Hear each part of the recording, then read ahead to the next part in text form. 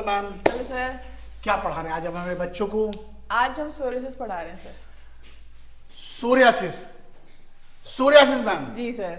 लाइलाज बीमारी। जी सर। ऐसा हम नहीं कहते हैं, सो कॉल्ड। So called. जी सर। तो hello and welcome star in homeopathy के अगले अंक में आज हम अपने बच्चों को, अपने व्यूअर्स को बताने वाले हैं, पढ़ाने वाले हैं कि सोरियासिस सो कॉल्ड लाइलाज बीमारी क्या है और इसका इलाज कैसे होता है मुमकिन। स्टार इन होम्योपैथी हमारे द्वारा नहीं, होम्योपैथी के द्वारा। और हम तो सिर्फ होम्योपैथी के छोटे से सेवक हैं, नौकर हैं, वाहक हैं। इलाज तो होम्योपैथी करती है, क्यों मैम? बिल्कुल सर। हम सबसे पहले इस अंक की शुरुआत करेंगे अपने गुरु डॉक्टर एसपीएस बख्शी सर, सीमा बख्शी मैम को प्रणाम करते हुए, क्योंकि ये गुण सोरियासिस जैसी लाइलाज बीमारी का इलाज करने का गुण डॉक्टर एसपीएस बख्शी सर के द्वारा ही हम बिल्कुल बिल्कुल सर, बिल्कुल।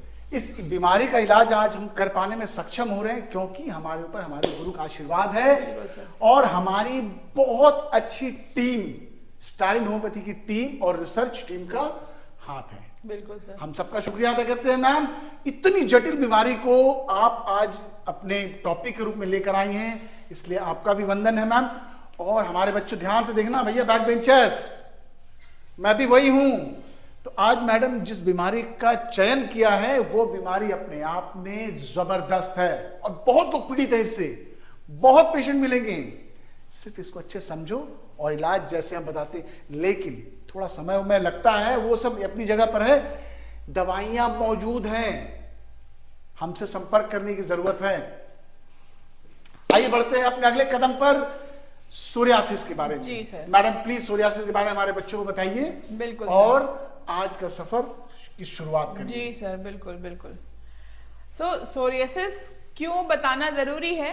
क्योंकि जैसे सर ने बताया ना कि बहुत लोग पीड़ित हैं और मेरे पास बहुत बच्चे आते हैं, मैम डायग्नोज नहीं होता है, मैम क्या है, एक्जिमा है कि सोरियासिस है कि टीनिया है, पिटीरियासिस रोसेशिया है, क्या है। ये हमको बहुत ज़रूरी है समझना कि क्या है और इसको पैथोलॉजिकली जानना और लिंक करना बहुत ज़रूरी है। हम आज देखते हैं कि सोरियासिस क्या होता है, कैसे डेवलप करता है और इसको ठीक कैसे करना है। हम अगर स्किन की स्ट्रक्चर की बात करें, 5 लेयर ऑफ एपिडर्मिस अगर याद हो आपको, तो ये 5 लेयर का एपिडर्मिस होता है, जिसमें कि जो टॉप मोस्ट लेयर है, जो एनवायरमेंट के एक्सपोजर में आता है, इसको हम बोलते हैं स्ट्रैटम कॉर्नियम। और जो सबसे बेसल लेयर होता है, जो कि डर्मिस के जस्ट लिंक में होता है, उसको हम बोलते हैं स्ट्रैटम जर्मिनेटिवम। इन ये सारा जो सेल है, ये किस सेल का बना हुआ है? Basically keratinocytes. Keratinocytes are the predominant cells. बाकी और सेल्स भी होते हैं, बेसिकली ये सारे लेयर्स जो है ये केराटिनोसाइट्स के बने होते हैं। तो ये केराटिनोसाइट का यहाँ से यहाँ का लेयर जो है, जो ये जर्मिनेटम से कॉर्नियम का लेयर जो है, ये 28 दिन में पूरा होता है।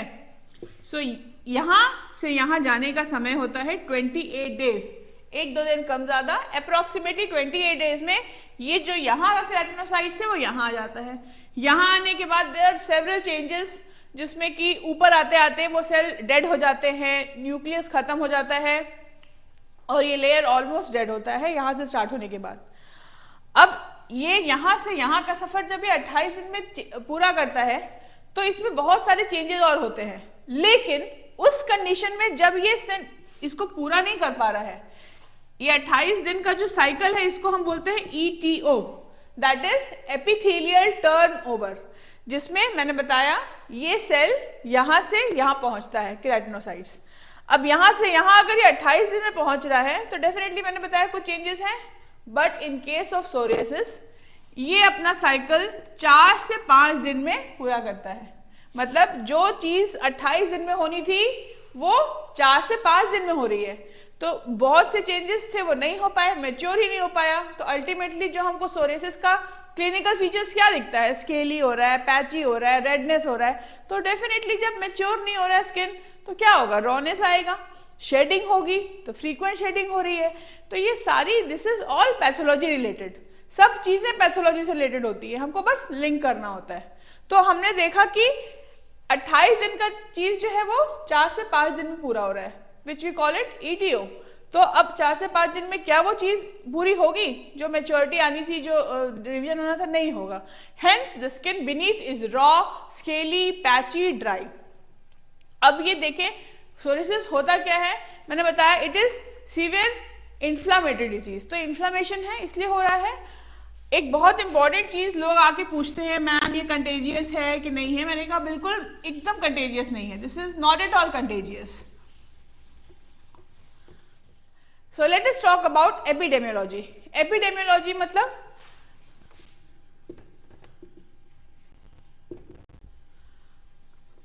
epidemiologically हम इसको टाइप 1 में एंड टाइप 2 में डिवाइड कर सकते हैं। तो टाइप 1 कंसिस्ट ऑफ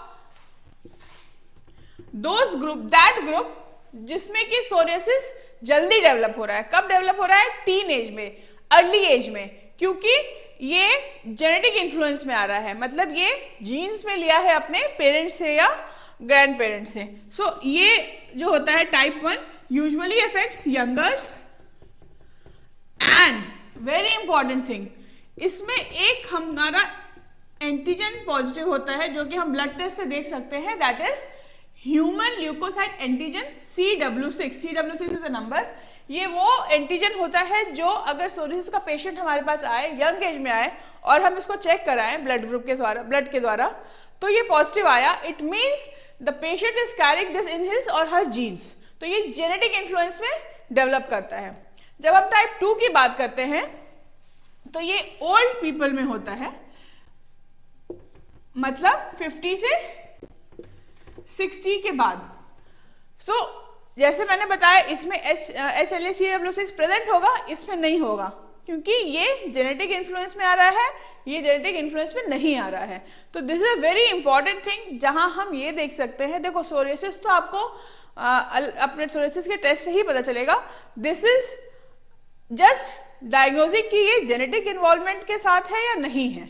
तो अगर ये अर्ली डेवलप कर रहा है तो we can go for this test. अगर लेट डेवलप हो रहा है there is no use doing this test, क्योंकि ये लेट डेवलप हो रहा है तो it means there is no genetic influence को एक्वायर्ड किया है पेशेंट बाद में।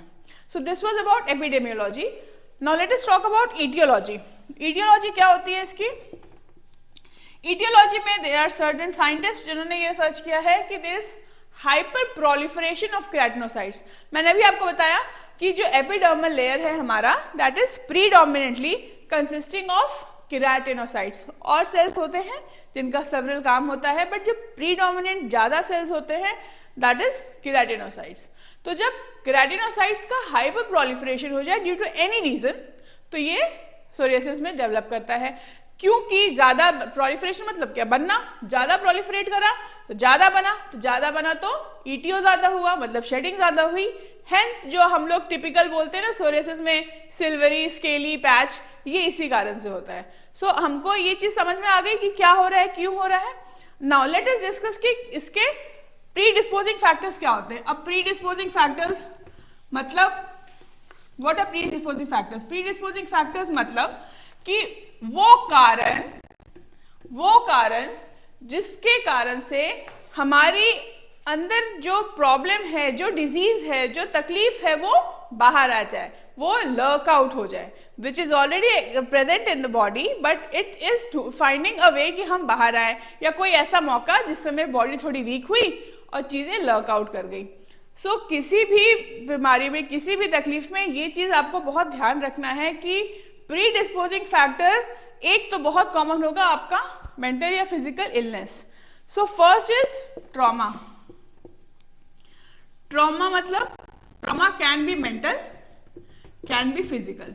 सो किसी कारण से अगर हम मेंटली डिस्टर्ब हैं, या कोई शॉक लगा है, या कोई स्ट्रेस के थ्रू हम गुजर रहे हैं, सो आज तो stress is like habit, but there are certain events जब ये चीज ज्यादा एग्जेगरेट कर गए, ज्यादा बढ़ जाए, तो मेंटली हम थोड़े से साउंड, पेशेंट जो है वो थोड़ा साउंड नहीं है, या डिस्टर्ब हो गया, या स्ट्रेस में आ गया, then it can lead to outburst of the thing. फिर फिजिकल मतलब जैसे मान लो कोई एक्सीडेंट हो गया, मान लो कोई ऐसी डिजीज हो गई जो थोड़ा ज्यादा जोर से पेशेंट के वाइटल फोर्स को हिला दी, तो ये चीजें डेवलप कर सकती हैं। ठीक है। Second thing is any drug reaction. Again I tell you कि these all are connected to this. Drug भी अगर रिएक्शन हुआ, अगर आप फिजिकल तौर पे, फिजिकल लेवल पे आप तकलीफ में आ रहे हो, है ना, more than required sun exposure, आप बहुत ज्यादा सन में काम कर रहे हो, है ना, तो देयर आर सर्टेन थिंग्स जो आपके अंदर बैठी हुई चीजों को बाहर आउटबर्स्ट करा सकता है, उन चीजों को आपको देखना होगा। Now let us come to clinical features. Clinical features वो होते हैं जो हमारे पास जब पेशेंट आया तो हमको देख के डायग्नोस करने में हेल्प करता है। जब हमको ये चीजें पता होती हैं कि क्लिनिकल फीचर क्या है इस डिजीज का, तो हम बहुत इजीली डायग्नोस कर सकते हैं कि ये बीमारी जो है सोरियासिस है, एक्जिमा है। सो बहुत अच्छे से क्लिनिकल फीचर्स का हमको पता होना जरूरी है। सो पहला, it is having a distinct margin. जो मार्जिन होंगी वो डिस्टिंक्ट होंगी, मतलब आप डिफ्रेंशिएट कर लेंगे डिजीज स्किन में और नॉर्मल स्किन में। सो आपका ये लीजन है, मान लो, एंड ये नॉर्मल स्किन है, तो there will be a margin, उसमें हमको पता चल जाएगा कि ये डिफ्रेंशिएट हो जाएगा कि ये लीजन है, ये नॉर्मल स्किन है। Now second is Oval shape. Usually circular और ओवल शेप का होता है। मैंने बताया क्योंकि शेडिंग ज्यादा हो रही है तो रॉनेस होगा, नीचे का skin will be red silvery. मैंने सिल्वरी तो सब लोग सोरियासिस टाइप करो, रेड व्हाइट सिल्वरी फ्लेक्स आ जाता है। सो व्हाइट सिल्वरी फ्लेक्स सबसे इंपॉर्टेंट है, इसमें फ्लेक्स झड़ते हैं, ड्राई होता है स्किन, और अंदर का जो बीनीथ द ड्राइनेस है, फ्लेक है, वो रॉ रहेगा, रेड रहेगा। Clear? So this is very easy to diagnose. अब हम according to the appearance on the body, इसको हम देखते हैं कि इसको कैसे हम क्लिनिकली हम मार्क कर सकते हैं। सो सरफेस का मैंने ये बताया, डिस्टिंक्ट होगा, रेड होगा, सिल्वरी होगा, है ना, लीजन इसके डिस्टिंक्ट मार्जिन्स रखेंगे। Palm and sole, palm and sole में कट्स आते हैं। नेल्स में थिम्बल पिटिंग आती है। थिम्बल पिटिंग अगर मैं बताऊं, देयर इज एन इंस्ट्रूमेंट जो कि पहले के जमाने में स्यूअर्स जो सिलते हैं ना, सिलाई करते हैं, उन लोग यूज करते थे। तो एक ऐसा छोटा सा इंस्ट्रूमेंट आता है which they use to wear on this either thumb और index finger to pass on the needle. तो यहाँ पे क्या ऐसे डिप्रेशंस बने होते हैं जिसमें वो नीडल अटकता है, तो दिस इज अ थिम्बल। आप इसको क्या कर, इस तरह की अपीयरेंस नेल में आ जाती है, ऐसे छोटे छोटे छोटे छोटे पिन वाले गड्ढे आ जाते हैं। मैंने आपको बताया पाम में, सोल में क्रैक्स आते हैं, नेल में थिम्बल आता है। सो ये बेसिकली क्लिनिकल फीचर अगर आपको पता रहेगा तो आप आराम से डिफरेंशिएट कर लेंगे। Now let us come to differential diagnosis. तो डिफरेंशियल डायग्नोसिस ये सबसे इंपॉर्टेंट स्टूडेंट लाइफ में होता है, क्योंकि मेरे पास मैक्सिमम बच्चे जो आते हैं वो यही पूछने के लिए आते हैं, मैम डिफरेंशियल नहीं हो पा रहा है, मैम डायग्नोस कर दीजिए। तो आप इसको बहुत क्लियरली, मैंने जैसे कि जितने सिम्टम्स बताए, आप आराम से डिफरेंशिएट कर लेंगे।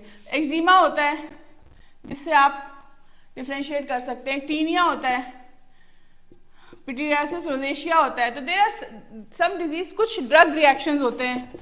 तो these are some of the things which may misguide you. जब आपको पैथोलॉजी और इटियोलॉजी सब पता होगी सोरियासिस की, तो आप आराम से ये कर सकते हैं डिफरेंशिएट। और सोरियासिस को डायग्नोस करने का मैंने आपको बताया कि एक HLA-CW6 एक टेस्ट होता है ब्लड का, but that is not for diagnosis. Diagnosis आपको स्किन बायोप्सी ही करानी पड़ेगी। So skin biopsy is the specific test जो कि सोरियासिस में हमको कराना चाहिए। ठीक है, अब बहुत इंपॉर्टेंट टॉपिक पार्ट रहता है, that is types of psoriasis. Types of psoriasis क्या होता है? टाइप्स अभी सुनने में लग रहा होगा टाइप्स कैसे होता है, टाइप्स होता है। सो सबसे कॉमन जो हमने सोरियासिस आज तक पढ़ा है या देखा है, या शायद हम पेशेंट देखते हैं, दैट इज प्लेक सोरियासिस। और ये 9 आउट ऑफ 10 पेशेंट यही है। 10 में से 9 पेशेंट प्लेक सोरियासिस का ही होता है। ये कैसे होता है? जो नॉर्मल हमको स्किन दिखता है ना, जो नॉर्मल सोरियासिस का स्किन कैसा दिखता है हमारा, रेड, सिल्वरी, स्केली, ड्राई, है ना। तो ये जो स्किन का ये है, मतलब अपीयरेंस है, ये प्लेक सोरियासिस का ही है अपीयरेंस। अब second is guttate psoriasis. Guttate psoriasis rare है बट मिलता है। तो गटेड जो नाम है ना, वो इस गट से पड़ा है, दैट इज ड्रॉप। तो ये जो अपीयरेंस ऑफ सोरियासिस है गटेड सोरियासिस का, वो ड्रॉप के फॉर्म में आएगा पूरे बॉडी में, इन फॉर्म ऑफ ड्रॉप्स, छोटे छोटे ड्रॉप्स होंगे। इसमें सोरियासिस का एग्जैक्ट जो आपको क्लिनिकल फीचर मैंने बताया, उससे हटके थोड़े से रेज्ड लीजन्स होते हैं। नॉर्मली जो रीजन होता है उससे थोड़े रेज्ड रीजन्स होते हैं। थर्ड मैंने बताया inverse psoriasis. What is inverse psoriasis? On the fold of the body, on the fold of the body, natal joint हो गया, बिलो द मैमरी ग्लैंड हो गया, एक्सिला हो गया, ग्रोइंस हो गए, तो जहां पे फोल्ड है ना ये वहां डेवलप करता है, that is called inverse psoriasis. Fourth की हम बात करें नेल सोरियासिस। मैंने अभी बताया आपको नेल जो थिम्बल पिटिंग आएगी, नेल्स में छोटे छोटे गड्ढे आ जाएंगे, ठीक है। And onycholysis, onycholysis is separation of nail from the nail bed. ये दोनों चीज हमको नेल में मिल सकता है। लास्ट हमारा आता है पाल्मर और प्लांटर सोरियासिस। पाल्मर और प्लांटर मतलब जो पाम में है that is palmar, and planter जो पैर में है, सोल में है। तो इसमें क्या दिखता है? इसमें क्रैक्स दिखते हैं, there is cracks on palm and sole. एक और चीज मेरे से छूट गई इसमें, sixth is erythematous, erythematous psoriasis, जिसमें कि रेड लीजन होता है, ज्यादा रेड, एरिथमेटस जैसे दिखा रहा है इज रेड लीजन, ठीक है। आपके नॉर्मल जो जितना बाकी सोरियासिस में नहीं होगा इतना रेडनेस इसमें होगा, बट अगेन आप हिस्टोलॉजी कराएंगे तो वो सोरियासिस निकलेगा। So these are the types of psoriasis. एक और सोरियासिस होता है बहुत rare, pustular psoriasis. So pustular psoriasis की हम बात करते हैं तो these are pus filled lesions, और ये यूजुअली फॉलो करता है थ्रोट इन्फेक्शन के बाद। So these were the type of psoriasis. हम शॉर्ट में देख लेते हैं what are the treatments. This was all about psoriasis. हम ट्रीटमेंट देखेंगे, ओल्ड स्कूल ट्रीटमेंट क्या होता है, या जैसे मैंने बताया कि बाकी साइंस में क्या है इनके लिए। So basically this is aggravated by dryness.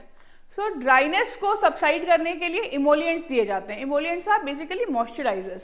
So just to apply topically emollients दिए जाते हैं, plus systemic that is body में, and oral steroids are given, plus ultraviolet radiation antiviolets therapy is given. तो there are some of the things जिसमें मैंने बताया steroids. Steroids are again immune suppressant जो कि हमारे इम्यूनिटी को सप्रेस करता है, and again this is acting same वे।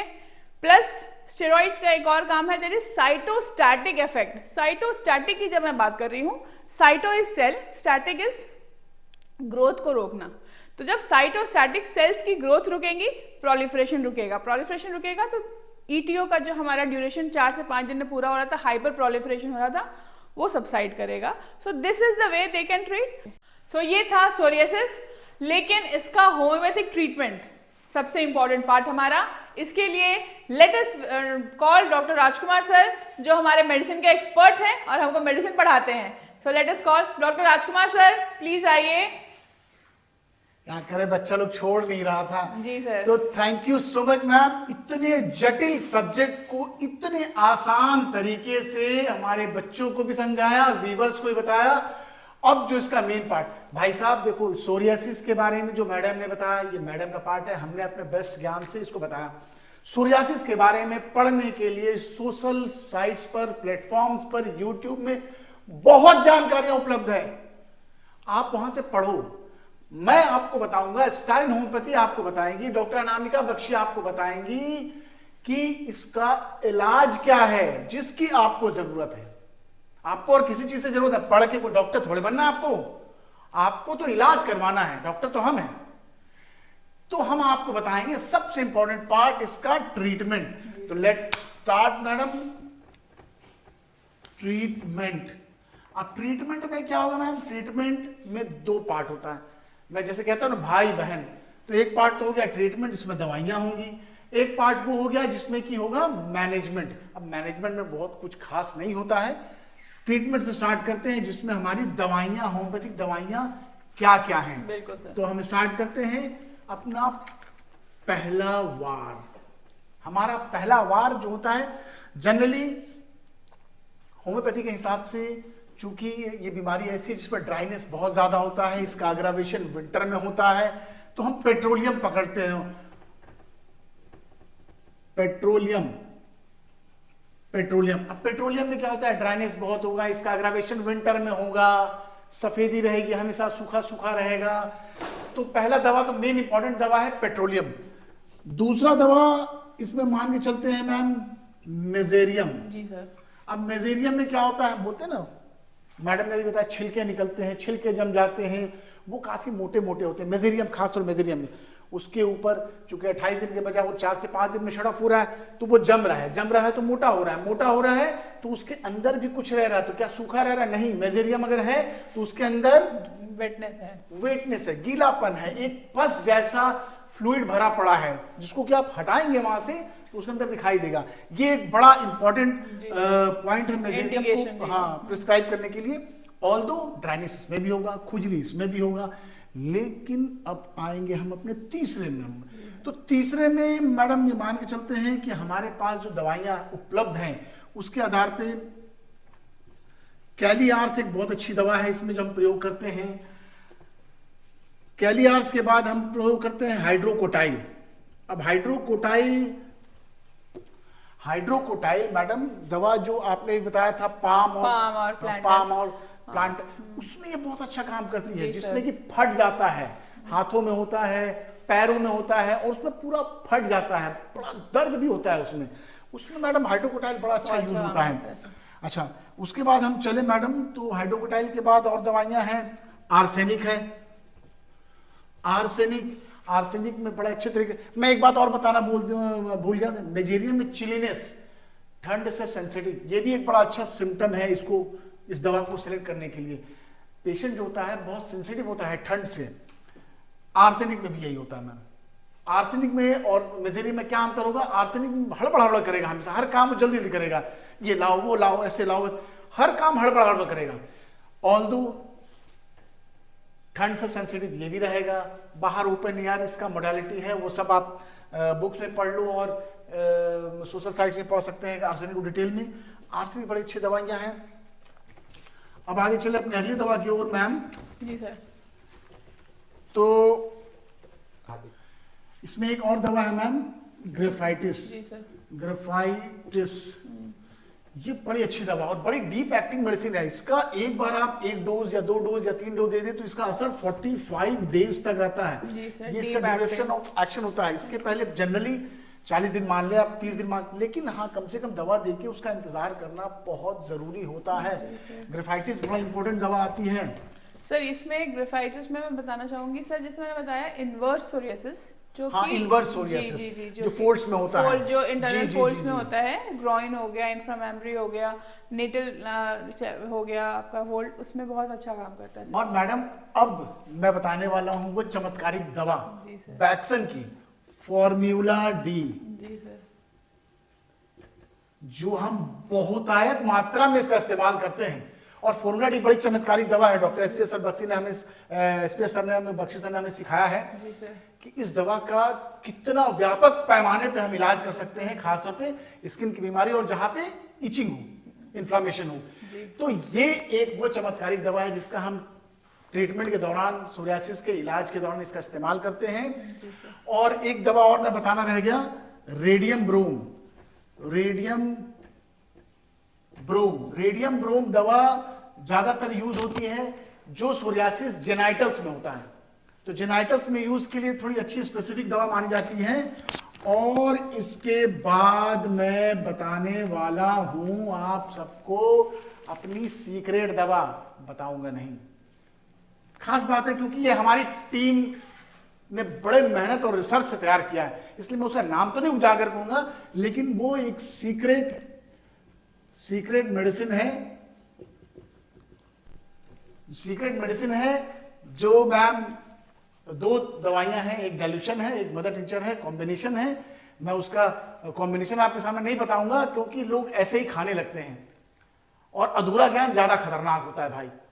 तो ऐसे नहीं खाना है कोई भी दवा। फॉर्मूला डी भी मैंने बताया, तो ऐसे नहीं खाना है। किसी डॉक्टर से मिलिए, समझिए, जानिए। yes, फॉर्मूला डी के लिए सर मैं बहुत स्पेसिफिकली ऐड करना चाहती हूँ। फॉर्मूला डी बहुत अच्छी दवाई है, लेकिन इसका डोजेस बहुत इंपॉर्टेंट है। उसका जो मैजिक है ना वो डोजेस में ही है। तो बिना किसी एक्सपर्ट डॉक्टर के एडवाइस के आप अपने आप मत खाइए। यू कैन सीक हेल्प, कोई भी एक्सपीरियंस डॉक्टर से बात करिए, उनसे मिलिए, बट फॉर्मूला डी बहुत अच्छी दवाई है, should not be taken on yourself. Doctor से बात कर जी, अधूरा ज्ञान नहीं। तो मैडम ये तो सोरियासिस की इलाज के बारे में बात हो गया, और जाहिर तौर पे लोग इलाज को ही ज्यादा प्रेफरेंस देते हैं। बिल्कुल बिल्कुल। सोरियासिस के बारे में पढ़ना क्या है नहीं है, 4 दिन में आ Online रहा, सब कुछ है सर। सब कुछ है, सब कुछ उपलब्ध है। उपलब्ध नहीं है तो क्या उपलब्ध नहीं है? दवाई, इलाज, जो मौजूद कहाँ है? स्टार होम्योपैथी में। आप हमसे बात करिए, हमसे मेल करिए, हमें व्हाट्सएप करिए, हम सारी सूचना के स्रोत आप तक पहुंचा भी रहे हैं लगातार, आपको यहां भी बताया जाएगा। आप हमसे बात तो करो, बात करो एक बार, आप देखो कि चमत्कार कैसे होता है। ऐसे बोलते हैं ना होम्योपैथी के चमत्कार, हम तो सेवक हैं, मैंने पहले भी बोला हम तो सेवक हैं होम्योपैथी के। इसका इलाज होम्योपैथी करती है, समय लगता है और आपको इसके लिए तैयार भी रहना चाहिए। उनसे जब नहीं होगा तो किससे होगा? हमसे होगा, लेकिन हमारे पास थोड़ा समय जरूर लगता है। वो डिपेंड करता है केस के ऊपर, वो 2 महीना भी हो सकता है, 2 साल भी हो सकता है, 1 साल भी हो सकता है, 6 महीने भी हो सकता है, लेकिन ठीक करेंगे 200% कहते हैं, 100% कहते हैं आपको, आप ठीक होंगे। ऐसी कोई बीमारी नहीं है जो सही तरीके से होम्योपैथी के द्वारा ट्रीट न की जा सके। अच्छे से उसको हम दवा दी, क्यों नहीं ठीक हो सकती यार? सब हो सकती है, क्यों मैम? बिल्कुल सर। और हम आपसे भी अनुरोध करते हैं, जो ये वीडियो देख रहे हैं इसको लाइक करिए, सब्सक्राइब करिए, हमसे बात करिए। और अगर आप सोरियासिस से और किसी ऐसी बीमारी से पीड़ित हैं, हमने पहले भी कई वीडियोस बनाए हैं, तो प्लीज हमसे संपर्क करिए, हमें लिखिए, हमें फोन कर सकते हैं। हमारी पूरी टीम आपकी सेवा के लिए, इलाज के लिए दिन रात तैयार बैठी है। फोन उठाओ, संपर्क करो, बीमारी से मुक्ति पाओ। तो thank you so much ma'am. Thank you sir, thank you. Psoriasis जैसे जटिल सब्जेक्ट को आज हम अपने व्यूवर्स के लिए हमने उनके लिए ये बताया, जाना, समझाया, बच्चों को बताया, बैक बेंचर्स को जो पढ़ाई लिखाई तो करते नहीं है, तो कौन बताता है तुम लोगों को? हम बताते हैं। और कौन ठीक करेगा व्यूवर्स? आपको हम करेंगे। तो thank you so much ma'am, thank you sir, इतने जटिल सब्जेक्ट को बहुत आसानी से बताने के लिए। और आप सबका बहुत बहुत शुक्रिया, हमें लगातार प्रोत्साहन देने के लिए। हमें लाइक करिए, सब्सक्राइब करिए, हमारी हिम्मत बढ़ाइए, और देखिए हम आपके सामने क्या क्या चमत्कार प्रस्तुत करते हैं। Thank you so much.